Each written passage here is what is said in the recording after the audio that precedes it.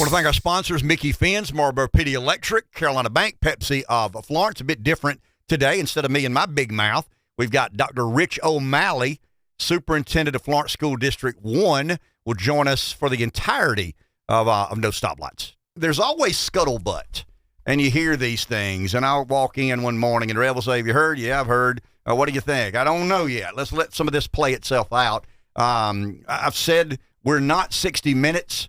We're not even 60-minute-ish, if that's a word. But at times we do have an obligation and a responsibility to engage our community about things that matter.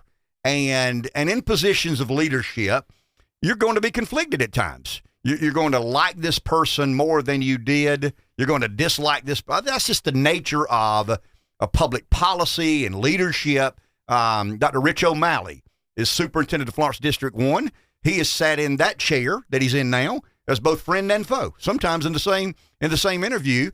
I'd like him to agree that I've been respectful, but blunt, and I think the public deserves answers, and I think you're here to provide some clarity on an issue that is on your radar, and some know, some don't know. But Dr. O'Malley, welcome to begin with. Good to see you again. Good morning. Thank you very much. And I would definitely agree. I appreciate the honest feedback. I'd say you're 60 minutes with a little edge to it. Okay, fair enough. With a little edge. Well, that's a compliment. I'll take that. That's quite the compliment. The thing that you have tried to instill in the school district is accountability and performance. Correct. I mean, it's not about you, not about me, it's about the kids. Are we accountable to the taxpayer, and are we performing for the kids? I mean, I don't want to put words in your mouth, but you've led me to believe those are your priorities. Absolutely. And I think, as we'll talk about today, I came here because I thought that the potential for Florence, South Carolina is much better than it was. And I truly believe we don't have to be last. We have shown in Florence of what performance can be and what accountability can be and what the potential of our students are. And I think it's the choice of making sure we have a good educational system is something that we wanted to put forward. But there are huge obstacles. And I think people haven't been willing to knock down the walls, go after the obstacles, or just try to find other ways and move barriers. And I think the issue this morning that we'll talk about is just another example of, hey, why can't we just call it what it is and try to make the system better? I don't know how many kids need to be in a class. I don't know what teachers need to make. I don't know how many buses we need getting kids to school. But I do know the taxpayer deserves to have their money spent on things that they believe the money is being spent on. When you got here, you found that was the case. I mean, I'm talking about some of the food budgeting, some of the way we were paying for food, and some of this dishonesty. I mean, let's call it what it is. Some of the corruption within that. That has continued. You have continued to try and root out some of the corruption, some of the irresponsible spending of people who take taxpayer dollars and do things not in the best interest of accountability and performance. You found a recent example that you want to talk about this morning. So I want to get out of the way, give you the runway, and let you explain what led you to this point, and what have you found out, and what actions have you taken in regards to finding more corruption. Yeah, and I think that's sort of when I came in, food service was a classic example. I mean, if you've been doing the job like I have for a long time, you're saying you shouldn't be losing $3 million a year on food service. It's not that hard. So was it mismanagement or was it something else? And I truly believe, with now of last year, we have $5 million in surplus. So you can take a look at food service, $3 million on a number line, to a $5 million plus. That's a huge variation. Something was going on. That's beyond mismanagement. But that's people keep asking me, where do you find all the money to do this? And I'm just saying you should have been asking the people before, why wasn't the money there? Because I didn't bring it with me. We just found ways that people were misspending it or other people were talking about it. The issue this morning is about the charter school. Let me give you a little bit of history if I can do it quickly. We'll let everybody understand. So this Palmetto Youth Academy is a charter school. It was in existence in 2003. They get a 10-year charter every year. So 2003 to 2013, 2013 to 2023 is their 10-year charter. It is a district-sponsored charter school, and that's important here because that means this school district made a choice to fund this charter school. It wasn't through a higher education or any other source. They decided, and that's the important part. The board at that time made that decision. When I came on board, it was, something that was there. Had a lot of other issues to deal with, say, in the first 2 years. Wasn't on my radar. COVID came, those things kind of went off the radar. But the year prior to this, we began to sit down with the charter school. We did a corrective action plan. We listed all those things. They did nothing to correct any of the parts of the corrective action plan. So the process would be that they had to file for a new charter. They did that in January of 2023. We took a look at our corrective action plan. We took a look at what the 20 years of experience is, academic performance, lack thereof, teachers, things like that, financials. We made the recommendation as administration to the board that they not renew the charter. Therefore, they then appealed that charter non-recommendation for a renewal to the board. The board had a hearing on April 27th. It was 8.5 hours long. There is a whole testimony that people would like to read afterwards that make that available.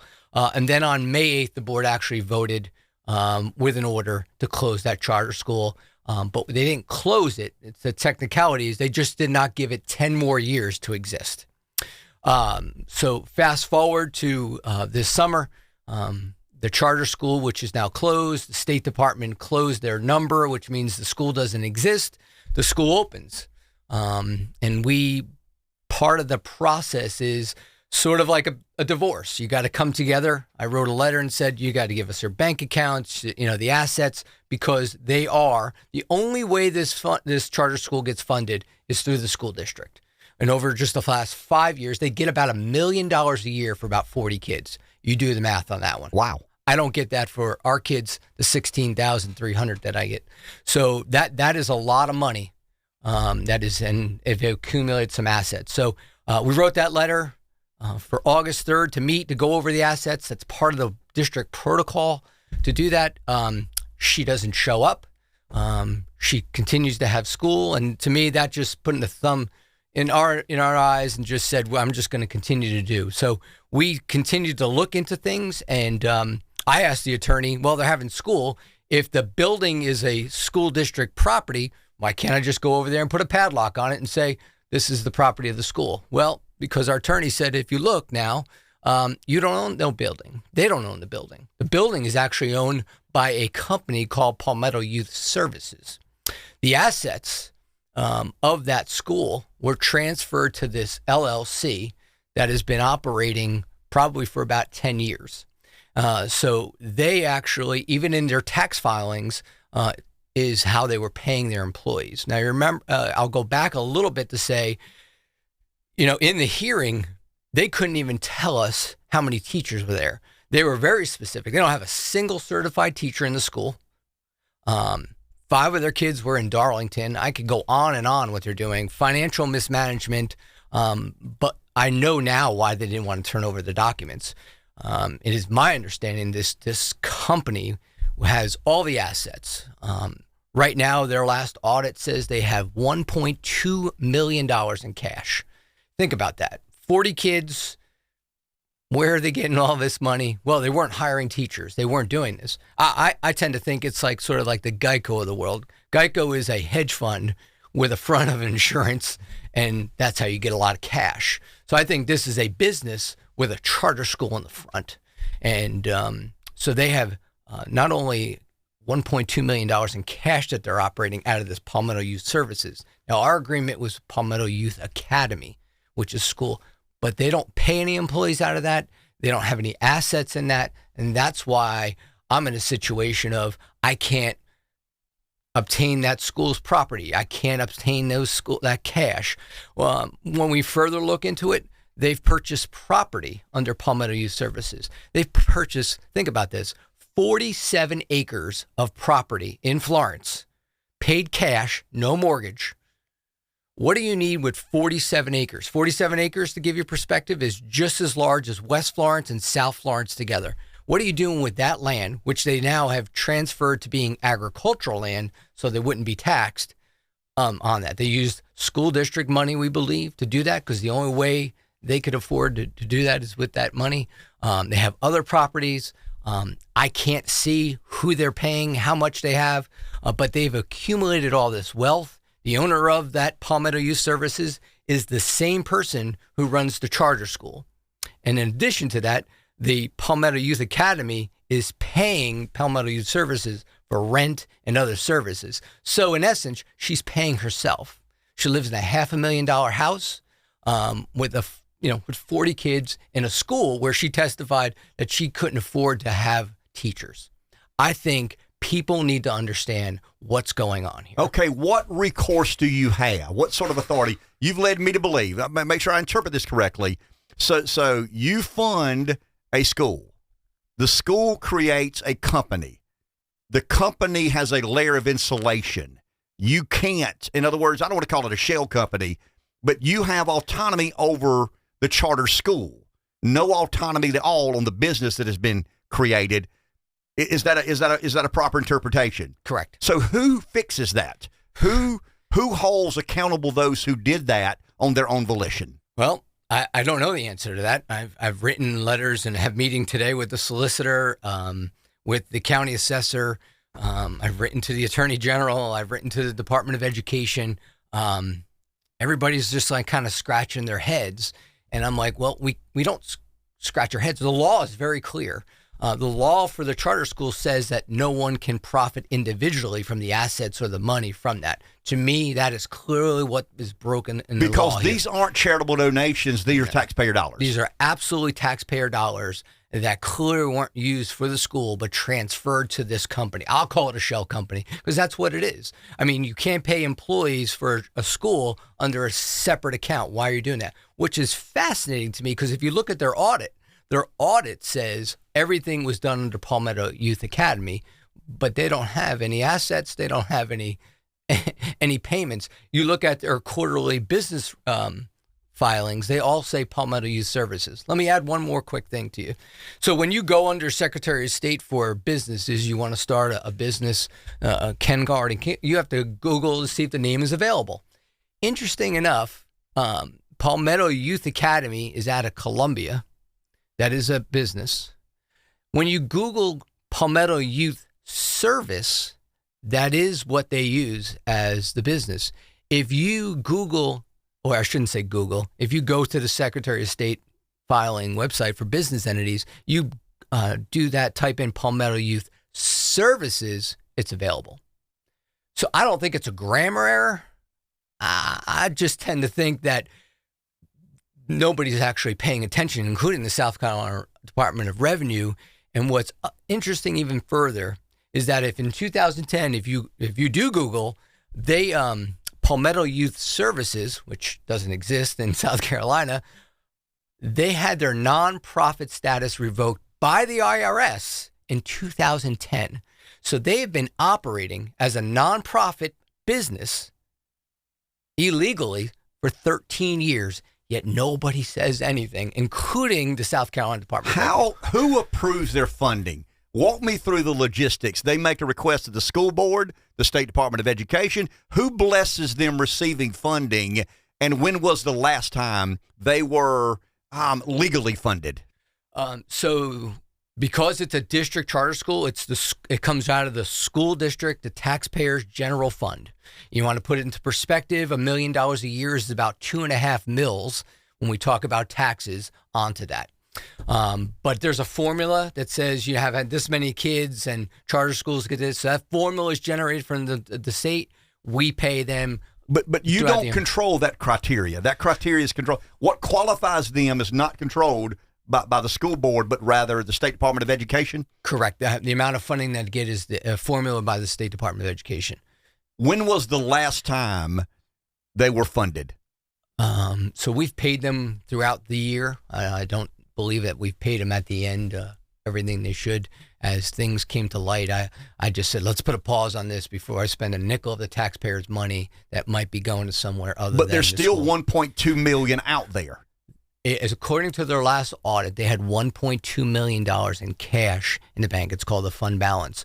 But if that were money, forgive me, but if that were money were in the legally standing entity, you would have authority. You would have autonomy. You could freeze their assets until they got back in line. You're telling me that the entity of which you have some control over has no bearing. Correct. They've created that as a kind of a layer of insulation, so you can't get to where the money is. The land, the property, the building, the cash, anything, even bills that they owe are no longer part of. But they've been doing that not recently. They just all of a sudden move this into an account. This is how they've been operating for years. People say, well, how did you not know that? Well, the audit said that we were paying Palmetto Youth Academy. The audit said where the cash was. What they would do is after the audit, then shift the money over. So the audit is something that needs to be looked at as well, because it's kind of constant. And I can't get my hands on the records because it's a private business. And so the assets, I know if you just by looking online, you can see what property they own and things like that. But I don't know vehicles, other assets, homes. I don't even know who they were paying. But if you have $1.2 million, I've been doing this a long time, 40 kids, and you've generated $1.2 million in cash, you can't be operating a school. The improvement of education in Florence District 1 has been exponential. You don't deserve all the credit, but you've tried to create or foster an environment that allows kids to do better academically, and we're ringing the bell there. Absolutely. Record enrollment this year. I think our academics have skyrocketed, and winning a couple state championships in athletics always tends to be a good thing. And I'm glad our guy's a Gamecock now, Rev. I hear good things about the kid from South Florence that went to South Carolina. I didn't hear what you said. No, I intentionally did that because I know you're from the dark side there. Okay. I want to go back to this. So you believe you've clearly established theft. Now, let's call it what it is. You believe that you've clearly established theft. You don't have a gun nor a badge. Correct. Where's the onerous? I mean, who has to take the information you have kind of put together and do what is necessary to hold people accountable for taking things they don't own and aren't rightfully theirs? Part of that is what I'm doing here this morning. I'm sitting on the mountaintop saying, people, wake up and look what's happening. I can't do this alone. I can only share. I'm trying to run a school district. You want me to be accountable. You want me to show transparency, and I'm all for that. But here's another part of education that you don't even you're not aware of. These are the parasites that suck all the money. I get why the legislature doesn't want to give us more money. This is a classic example, but they don't fix the problem. I'm not against charter schools, but I'm just trying to show, give us a chance to try to improve, to try to spend the money correctly. But I can't when I have systems like this that everyone turns a blind eye to. So all I can do is say, here's what we found. Somebody's got to do something. The law is very clear. You can't take a charter school and profit from it individually. And so I'm clearly laying out who owns this business, who owns these assets, who owns these things. When they say they were supposed to go to a school, I don't know what else to do than to say, somebody please look into this. That's all I'm saying. Have you contacted the Attorney General's office? So I've contacted the governor, the Attorney General's office, the county solicitor, the State Department of Education superintendent, the county assessor. I know one thing that's happened so far. The county assessor has removed the nonprofit status as of 2023 on the property and the buildings because of that 2010 nonprofit. I said, what about the 13 years? I know if it was Rich O'Malley, I'd be on the front page of the paper in handcuffs and the IRS would be at my front door. I don't know why there's a dual prong system here. I can tell you that. And that's all I can do is ask someone. I'm not going to make the allegations. I've provided plenty of documentation on what I feel is someone who's broken the law. Has the AG and Department of Education, State Department of Education, I guess Ellen Weaver to some degree, have they responded in any way, shape, or form? No, I think the only response I've had is from the county assessor and from the county solicitor who I'll meet with today. Well, let's do this, guys. I mean, this is where I think we can involve ourselves. Let's reach out to the AG's office, see if we can get Alan to come on and go on the record. Is he familiar with the information? What sort of way is he beginning to make a determination? And let's get a hold of to Ellen if we can. And let's get both of those in the next several days on the record. Are they aware of these of this situation, and are they willing to intervene in whatever way? I don't know who needs to be intervening. I don't have any idea. But you've established to me, because somebody sent me some information about a week ago. A mutual friend that we have sent me a lot of information. I read all of the information. I mean, I'm not caught off guard by what you said here today, and I think the facts clearly show that there's some pretty significant violations of law, and they're taxpayer dollars in excess of $1 million that are where they shouldn't be. And I think the taxpayers should be irate about that. You know, you and I butted heads on tax increases and some other things, and we always will.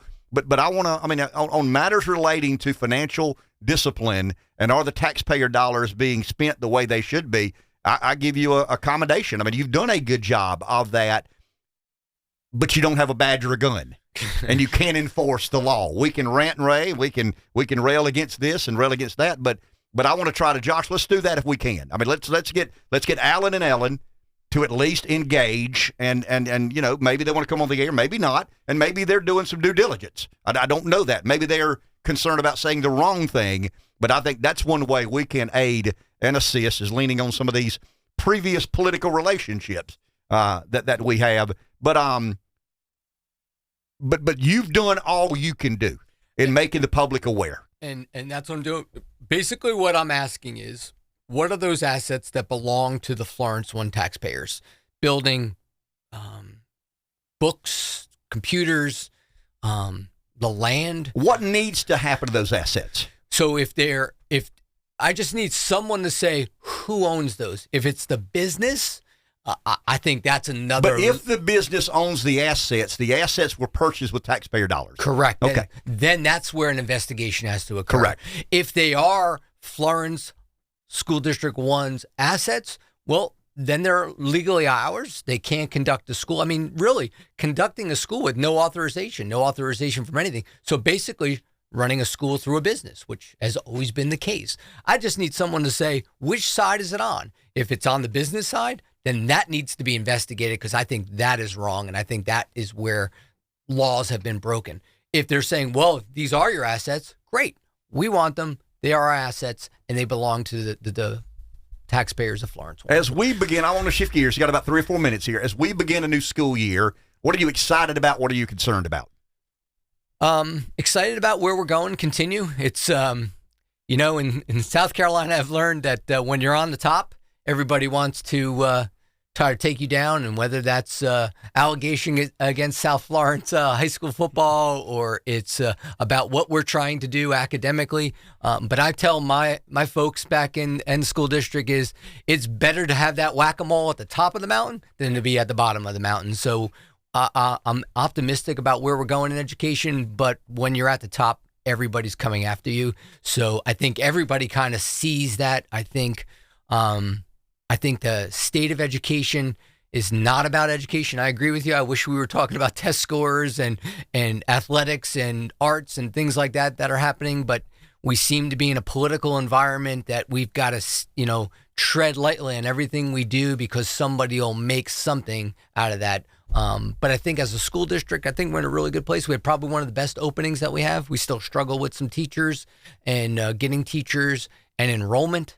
But I think we're on a much better path and doing a lot of things that are leading the state, and the state sort of across the state are doing the things that we've been doing for a long time. I'm not in the belly of the beast, but when you got here, one of your big concerns was facilities. Mm-hmm. Or have we, I mean, obviously we've made a lot of progress. Are we where we need to be, or is this still a work in progress? I think it's always going to be a work in progress. You can't fix 50 years of neglect.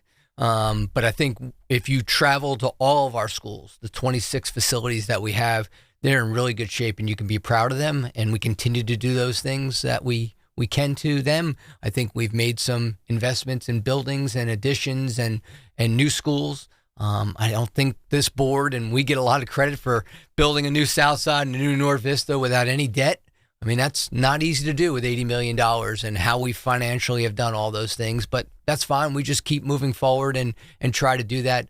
But I think we still have maybe another school in Savannah Grove and some other things to do to control some of the growth that may be happening in the South Florence area. But I think we're in a good position financially and a good position from the facility standpoint to continue to move forward. Last question, I promise.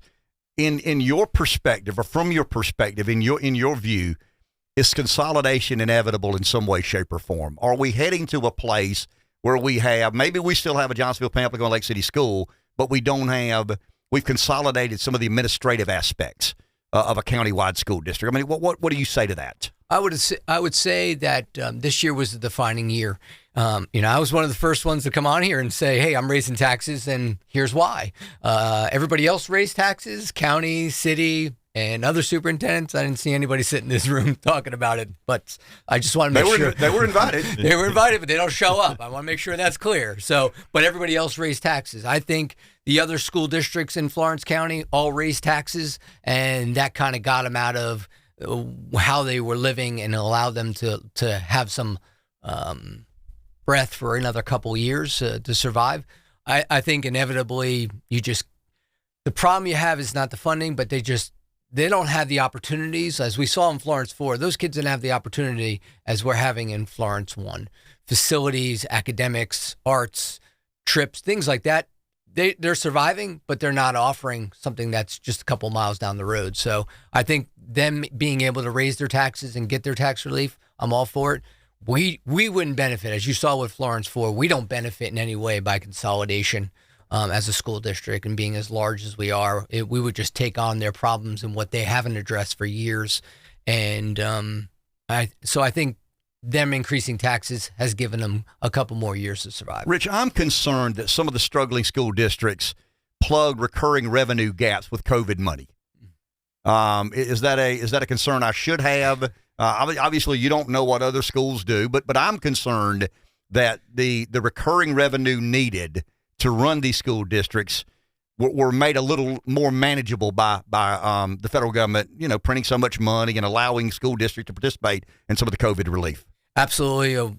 And I've been on here to explain where we spent our money, and we haven't spent it on any reoccurring things. So, and I think we're in a really good place. I think one of the things I will say before I answer the following question is don't be misled by, hey, the districts still have all this money in COVID I haven't spent. Well, a lot of it, we don't get the money. It doesn't sit in my bank account and I could spend it. It sits in the State Department. And once we actually purchase that stuff, we're reimbursed. So there's a long leg time to have that money come back to the school. So although it may look like we have $3 million still sitting there, that might be for a lot of things. And I can't ask for that money from the state until I've actually done that. And sometimes it takes a full year, so I won't get reimbursed for the following year. So I want people to understand that as well.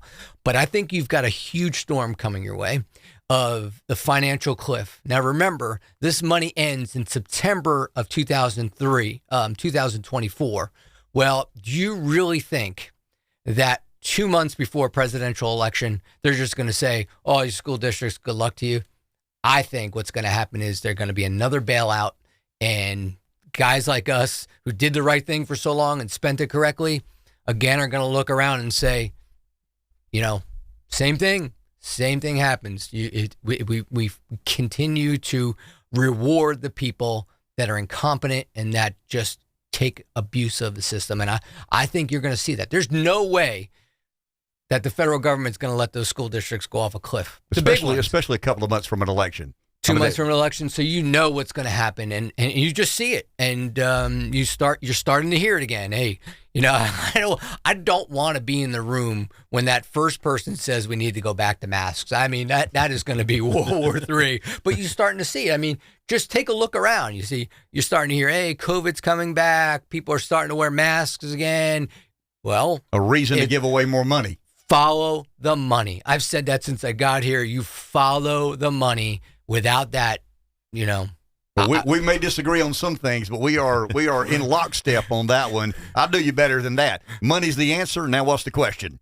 I mean, that's kind of where I've landed. I appreciate all the work you've done. I mean, we'll butt heads on some things, and you know that. But I appreciate you coming in, explaining yourself, even when we do disagree. But we've got an obligation, I think, as a quasi-member of the media, to try and find out for the taxpayer, not for Rich. We don't know Rich anything. we owe the taxpayer some answers there. So, Josh, let's try to get a hold of the AG's office and the State Department of Education. See if Ellen and Alan will come on and explain. There may be a good explanation. I mean, they may be doing some due diligence to find out what answers need to be provided. But taxpayer dollars are at risk, and that's everybody's business. I mean, whether you got a kid in school or not, that's everybody's business. And I appreciate you being willing to publicly and aggressively address that issue. I take those as a compliment. Go Tigers. I hear you. Lenore says a what? He's a Gamecock. I hear going to be a real good Gamecock. He will be a very good Gamecock, and we're very proud of him. And if there's ever a chance that I would root for some reason, I can't imagine what it would be, but it would be for him. That's it. Fair enough. I want to thank our sponsors. Carolina Bank serves communities throughout northeastern South Carolina, offering a wide range of services to meet every personal or business need, from straightforward accounts to complex finances. They're prepared to help you reach your financial goals. Carolina Bank, banking on tradition since 1936. Member FDIC. Pepsi of Florence represent the entire product line of PepsiCo, one of the world's leading food and beverage companies. Pepsi of Florence also serve brands from other great companies such as Dr. Pepper, Canada Dry, Lipton Tea, Gatorade, and various regional brands. Micky Finn's largest South Carolina liquor wholesaler, serving every county in the state, largest bourbon selection statewide. They ship wines to 43 states, opening soon a new beverage warehouse across from Buc-ee's on I-95 in Florence. They support USC athletics, including Williams-Brice and Colonial Life Arena. Marlboro PD Electric Co-op. If you're in big business and looking for an industrial park in the South to build your new plant, consider Marlboro PD Electric Co-op's new PD Commerce Center, an industrial park located at the I-95 exit in Florence, South Carolina.